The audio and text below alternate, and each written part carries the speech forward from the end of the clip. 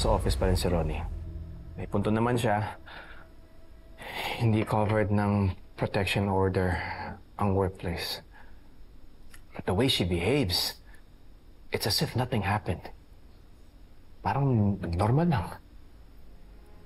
Eh kung hindi na naman niya tayo ginugulo. Pero ikaw ba? Okay lang sa'yo na magkasama pa rin kayo sa opisina?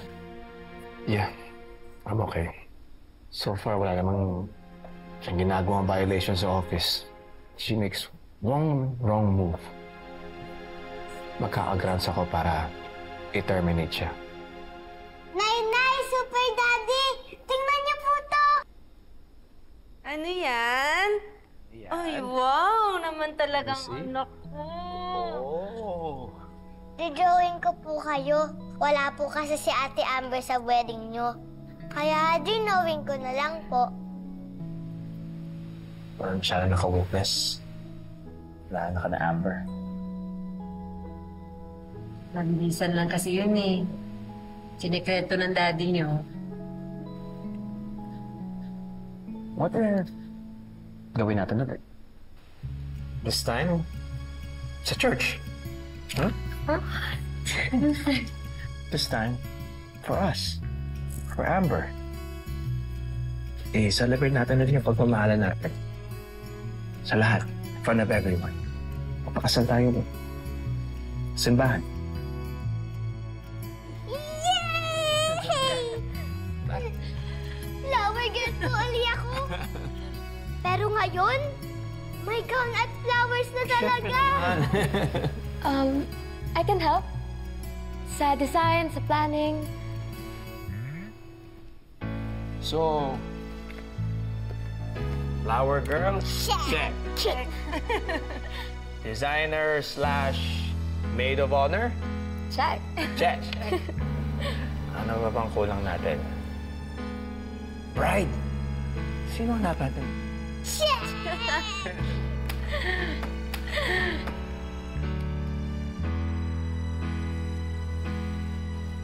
Lorena Herrera Santos.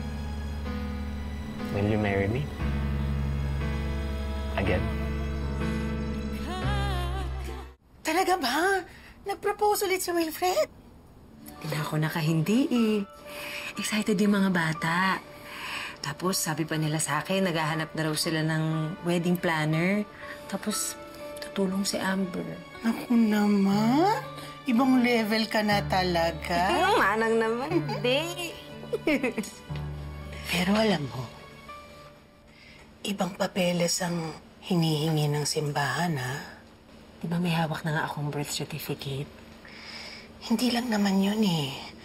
Hihingi din sila ng baptismal, hihingi din sila ng kumpil. Andyan din yung wedding bands. Tapos, ipinapaskil yung pangalan sa parish hall. Minsan, humihingi sila ng picture para ipaskil tapos makita ng buong community. Manang oh. Bakit nyo alam yan?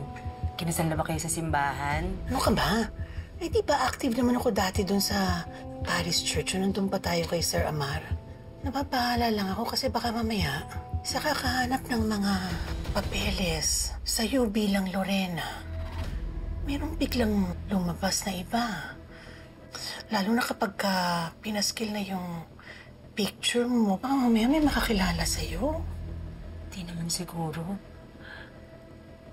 Eh, hindi naman nila basta-basta makokonek ako dun sa pangalan ko eh. Tsaka, sasabihin ko dun sa simbahan na huwag ilagay yung litrato namin. Pangalan na lang.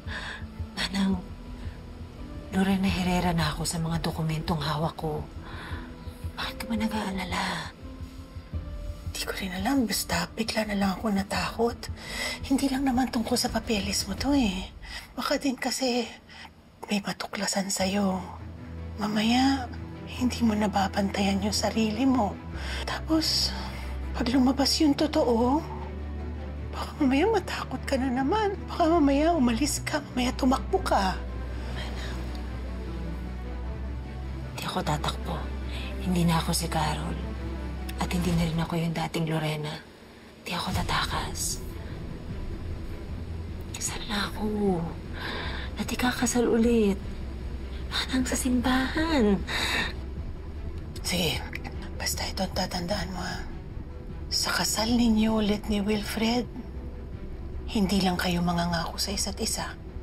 Mangangako rin kayo sa Diyos. Anong okay na kami ni Lorena?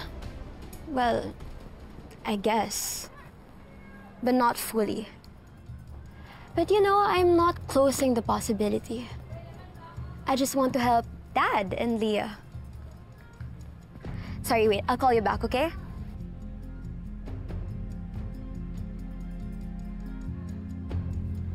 Excuse me, miss? Po? Bakit po kayong, fabrics nito? Ay, sige po, wait lang. Thank you.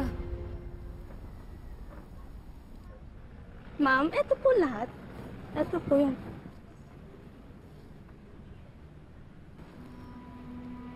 Actually, may hinahanap ako. Meron ba kayong...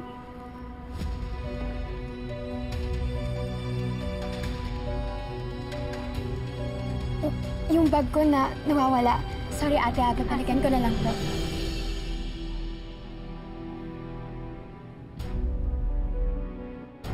Hey! Uy! Bag ko yun ah! Miss! Ikaw na naman? Mahal, baka pwedeng hindi na lang masyadong engrande. Siguro wag na lang sa simbahan.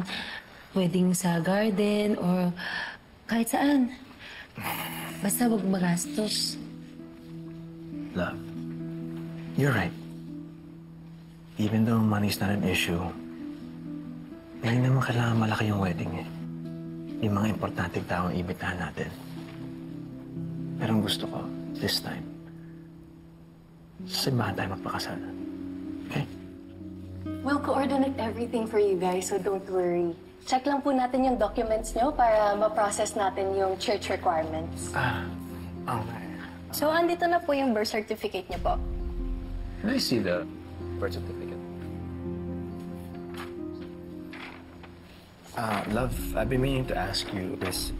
Bakit late registration yung birth certificate mo?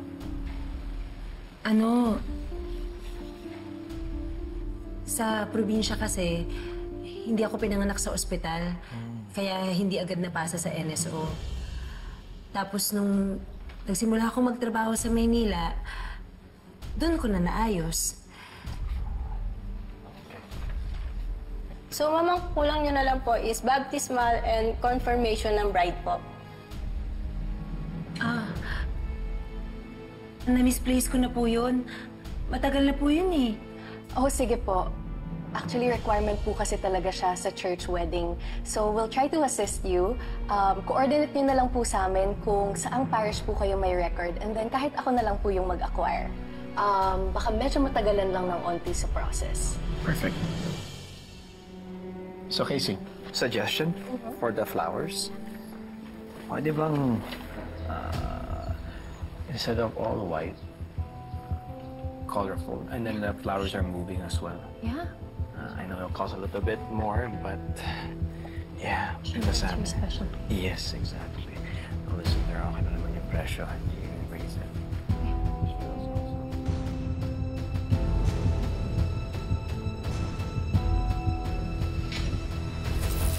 Are you taking dirt on someone? I'm not digging.